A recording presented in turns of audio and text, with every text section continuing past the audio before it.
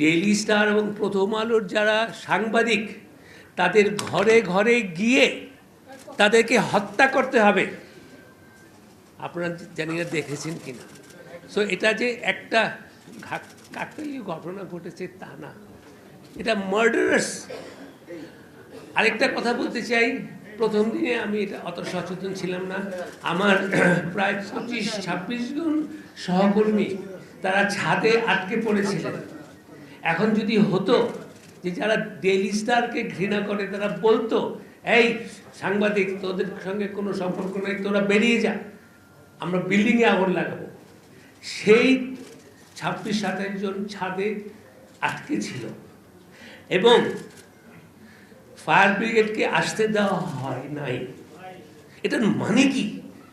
They didn't only want to burn the building, they wanted to murder the staff of Daily Star.